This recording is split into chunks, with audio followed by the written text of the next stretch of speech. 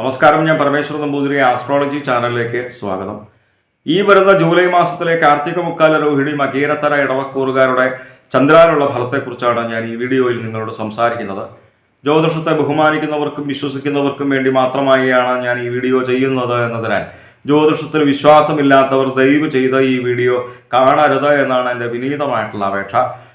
അപ്പോൾ ഇടവക്കൂറുകാർക്ക് സൂര്യൻ 16-ാം തീയതി വരെ 2-ലാണ് നിൽക്കുന്നത്. 2-ൽ നിൽക്കുന്ന സൂര്യനെ കൊണ്ട് ധനപരമായിട്ടുള്ള കാര്യങ്ങൾ ചിന്തിക്കുന്നതും 2-ാം ഭാവം കൊണ്ടായതിനാൽ അന്യരാൽ ചതിക്കപ്പെടുവാനായിട്ടുള്ള ഫലത്തെ സൂചിപ്പിക്കുന്നുണ്ട്. പ്രത്യേകിച്ച് ധനപരമായിട്ട് കടം കൊടുത്തു കഴിഞ്ഞു കഴിഞ്ഞാൽ ചിലപ്പോൾ തിരിച്ചു കിട്ടാത്ത അവസ്ഥ വന്നു ചേരാൻ പ്രത്യേകിച്ച് ശ്രദ്ധിക്കുക.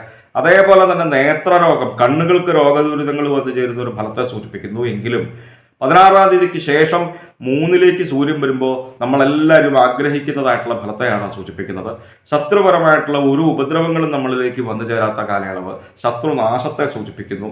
നല്ല രീതിയിൽ തന്നെ ആരോഗ്യം വന്നു ചേരുക. രോഗദുരിതങ്ങളില്ലാത്ത അവസ്ഥയാണല്ലോ ആരോഗ്യം എന്ന് പറയുന്നത് തന്നെ.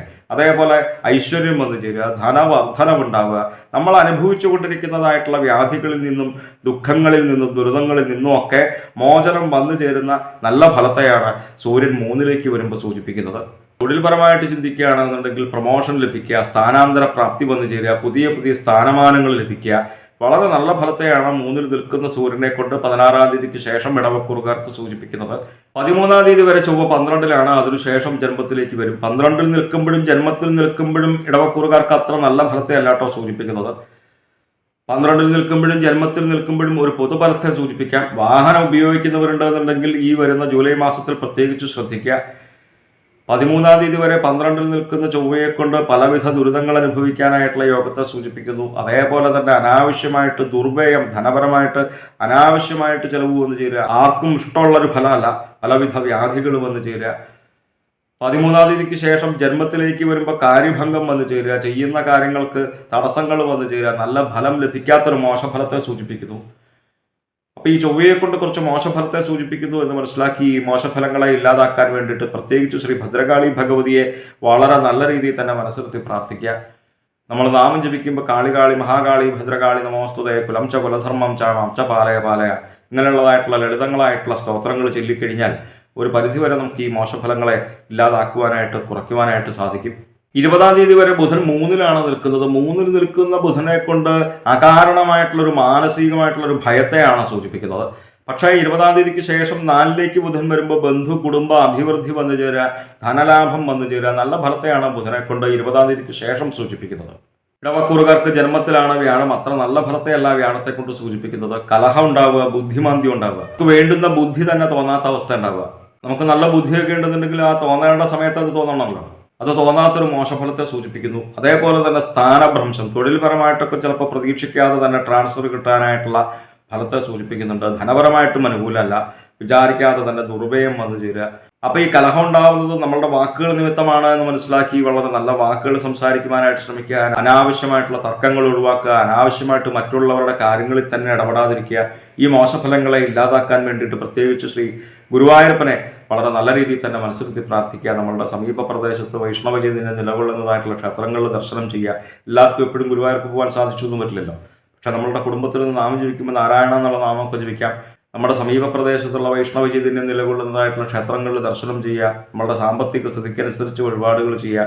സാമ്പത്തിക സ്ഥിതി മോശമാണെന്നുണ്ടെങ്കിലും പരിഭ്രമിക്കേണ്ട കാര്യമൊന്നുമില്ല. വളരെ നല്ല രീതിയിൽ തന്നെ മനസ്സിരുത്തി പ്രാർത്ഥിച്ചാൽ ഈ മോശഫലങ്ങളെ നമുക്ക് ഒരു പരിധിവരെ കുറയ്ക്കുവാനായിട്ട് സാധിക്കും. 7-ാം തീയതി വരെ ശുക്രൻ 2-ലാണ്, അതിനുശേഷം 3-ലേക്ക് വരും. 2-ൽ നിൽക്കുമ്പോഴും 3-ൽ നിൽക്കുമ്പോഴും ശുക്രനെ കൊണ്ട് നല്ല ഫലത്തെ സൂചിപ്പിക്കുന്നു. പ്രത്യേകിച്ച് 2-ൽ നിൽക്കുമ്പോഴും 3-ൽ നിൽക്കുമ്പോഴും ഒരു പൊതുഫലത്തെ സൂചിപ്പിക്കുന്നുണ്ട്. കലാപരമായിട്ടുള്ള രംഗങ്ങളിൽ പ്രവർത്തിക്കുന്നവർക്ക് അംഗീകാരങ്ങൾ ലഭിക്കുവാനായിട്ടുള്ള ഫലത്തെ 2-ൽ നിൽക്കുമ്പോഴും 3-ൽ നിൽക്കുമ്പോഴും സൂചിപ്പിക്കുന്നുണ്ട്. 2-ൽ നിൽക്കുന്ന ശുക്രനെ കൊണ്ട് ധനധാന്യ സമൃദ്ധി വന്നു ചേരുക, സന്തോഷമുള്ള കുടുംബത്തോടു കൂടിയിരിക്കുക. മറ്റു പല ഗ്രഹങ്ങളെ കൊണ്ട് എത്രയൊക്കെ മോശഫലത്തെ സൂചിപ്പിച്ചാൽ പോലും ശുക്രൻ 2-ൽ നിന്ന് കഴിഞ്ഞാലും 3-ൽ നിന്ന് കഴിഞ്ഞാലും പറയുന്ന ഫലങ്ങളെ നമുക്ക് അനുഭവിക്കാൻ ഇടവരുമെന്ന് പ്രത്യേകിച്ച് മനസ്സിലാക്കേണ്ടതുണ്ട്. നമ്മളുടെ ജാതകപ്രകാരം ശുക്രൻ വളരെ നല്ല സ്ഥാനത്താണെന്നുണ്ടെങ്കിൽ ഈ ഫലത്തിന് ഫലപ്രാപ്തി കൂടുവാനായിട്ടുള്ള സാധ്യതയുണ്ടെന്നർത്ഥം. കുടുംബസ്ഥർക്കാണെന്നുണ്ടെങ്കിൽ സ്ത്രീകൾക്ക് നല്ല ഭർത്താവിനോടും കുട്ടികളോടും ഒക്കെ കൂടി സുഖമായിട്ടിരിക്കുക, പുരുഷന്മാർക്കാണെന്നുണ്ടെങ്കിൽ നല്ല ഭാര്യയോടും കുട്ടികളോടും ഒക്കെ കൂടി സുഖമായിട്ടിരിക്കുക. എല്ലാവർക്കും സുഖമായിട്ടിരിക്കാനായിട്ടാണല്ലോ ആഗ്രഹം. 7-ാം തീയതിക്ക് ശേഷം 3-ലേക്ക് ശുക്രൻ വരുമ്പോൾ പ്രത്യേകിച്ച് എടുത്തു പറയേണ്ടതായിട്ടുള്ളൊരു ഫലമുണ്ട്, ശത്രുനാശം ഉണ്ടാവുക. ശത്രുപരമായിട്ടുള്ള ഒരു ഉപദ്രവങ്ങളും നമ്മളിലേക്ക് വന്നു ചേരാത്ത ഗംഭീര ഫലത്തെ സൂചിപ്പിക്കുന്നു. കണ്ടകശനി സ്ഥാനമായിട്ടുള്ള 10-ലാണ് ശനി നിൽക്കുന്നത്. അത്ര നല്ല ഫലത്തെ അല്ല സൂചിപ്പിക്കുന്നത് എന്ന് പൊതുവെ ജ്യോതിഷത്തെ വീക്ഷിക്കുന്നവർക്കറിയാം. കണ്ടകശനി എന്ന് പറയുന്നത് തന്നെ എല്ലാവർക്കും പൊതുവെ അറിയാവുന്നതാണ്. പക്ഷെ 10-ൽ നിൽക്കുന്ന ശനിയെ കൊണ്ട് ഒരു നല്ല ഫലത്തെയും സൂചിപ്പിക്കുന്നുണ്ട്. കർമ്മസിദ്ധി വന്നു ചേരുക, ചെയ്യുന്ന കാര്യങ്ങൾക്കൊക്കെ നല്ല രീതിയിൽ നമുക്ക് ചെയ്യുവാനായിട്ട് സാധിക്കുമെങ്കിലും ധനപരമായിട്ടാണ് കുറച്ച് മോശഫലത്തെ സൂചിപ്പിക്കുന്നത്. ധനം ലഭിക്കാത്തൊരവസ്ഥ ഉണ്ടാവുക, കൈ വന്നു ചേരുന്നതായിട്ടുള്ള ധനത്തിന് ചെലവ് വന്നു ചേരുക, ഹൃദ്രോഗ സംബന്ധമായിട്ടുള്ള രോഗദുരിതങ്ങൾ അനുഭവിക്കുന്നവരുണ്ടെന്നുണ്ടെങ്കിൽ ഈ കാലയളവിൽ പ്രത്യേകിച്ച് ശ്രദ്ധിക്കുക. 2.5 വർഷ കാലയളവാണ് ഒരു രാശിയിൽ ശനി നിൽക്കുന്നത്. രാശിമാറ്റം സംഭവിക്കുമ്പോഴേ ഫലത്തിൽ വ്യത്യാസം വരൂ. വിദ്യയ്ക്കും യശസ്സിനും പൊതുവെ ഹാനി വരുന്നൊരു ഫലത്തെ സൂചിപ്പിക്കുന്നു. വിദ്യാർത്ഥികൾക്കും ശനിയെ കൊണ്ട് അത്ര നല്ല ഫലത്തെ അല്ല സൂചിപ്പിക്കുന്നത് എന്ന് മനസ്സിലാക്കി ഇടവക്കൂറുകാരുടെ ഗ്രഹപ്പിഴ ദോഷ പരിഹാരങ്ങൾക്ക് വേണ്ടിയിട്ട് നമ്മൾ ചെയ്യുന്നതായിട്ടുള്ള നാമജപാദികളും ക്ഷേത്രദർശനാദികളും പുണ്യമായിട്ടുള്ള കർമ്മങ്ങളും തുടരുക. നമ്മളറിയാതെ തന്നെ നമ്മളിലേക്ക് വന്നു ചേരുന്നതായിട്ടുള്ള ദുഃഖങ്ങളെയും ദുരിതങ്ങളെയും നമ്മളുടെ നാമജപത്തിലൂടെ, ഈശ്വര സേവയിലൂടെ, പുണ്യമായിട്ടുള്ള കർമ്മങ്ങളിലൂടെ നമുക്ക് തന്നെ മറികടക്കുവാനായിട്ട്, കുറയ്ക്കുവാനായിട്ട് സാധിക്കുമെന്ന് മനസ്സിലാക്കുക. ജ്യോതിഷ സംബന്ധമായ സംശയ നിവാരണങ്ങൾക്കായി നിങ്ങൾക്ക് എന്നെ 628 220 18 72 എന്ന നമ്പറിൽ വിളിക്കാം. 9497095577 എന്ന നമ്പറിൽ വാട്സപ്പ് ഉണ്ട്. വാട്സപ്പിൽ നിങ്ങൾക്ക് നിങ്ങളുടെ ജനിച്ച സമയവും സ്ഥലവും ഡേറ്റ് ഓഫ് ബർത്തും ഒക്കെ അയച്ചു തരികയാണ് എങ്കിൽ നിങ്ങളുടെ ഗ്രഹസ്ഥിതി ഉണ്ടാക്കി ഇപ്പോഴത്തെ മഹാദശയും ദശാപഹാരവും നമുക്ക് മനസ്സിലാക്കുവാനായിട്ട് സാധിക്കും. നേരിട്ട് കാണുവാനാണ് എങ്കിൽ ചോറ്റാനിക്കര ഭഗവതിയുടെ പടിഞ്ഞാറേ നടയിൽ ബൈപ്പാസിന് സമീപമുള്ള ജ്യോതിഷാലയത്തിൽ വരാവുന്നതാണ്. 628 220 18 72 എന്ന നമ്പറിൽ മാത്രം വിളിക്കാൻ ശ്രമിക്കുക. നന്ദി, നമസ്കാരം.